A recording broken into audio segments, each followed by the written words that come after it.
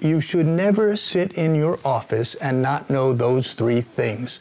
Who is the client? What is the role? And what is your goal? Okay, so I'm trying to think that through, and I'm thinking the majority of our viewers likely are clinicians or psychotherapists, and a client comes in for help. They're trying to help them.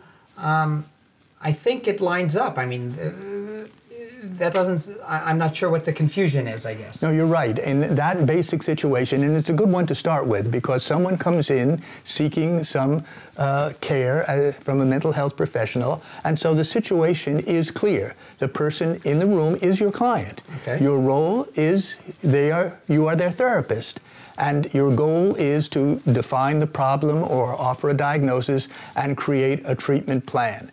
If you've done that, then you can answer more complicated questions. For example, who has the right of confidentiality? Well, that would be the client.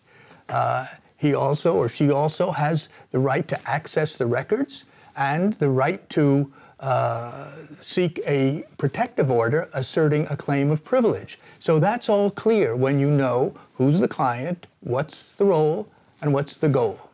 I've got the idea of privilege fairly clear.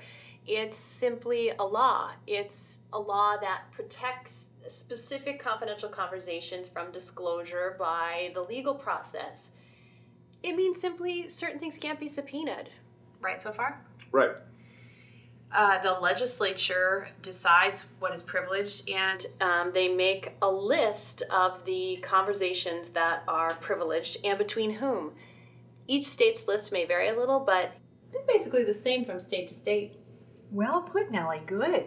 So now confidentiality grew out of the special relationship between a therapist and the patient or client. And rules about confidentiality have now been codified, so they are in every state's statutes and administrative regulations, as well as in all ethical codes. Yeah, since the Hippocratic Oath. Really? Really? Wow.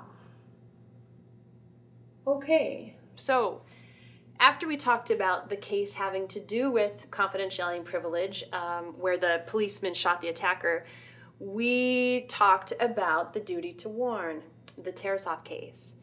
Then we talked about the duty to report with Nurse Brown and Dominic. Those cases were exceptions to the general idea of confidentiality, right?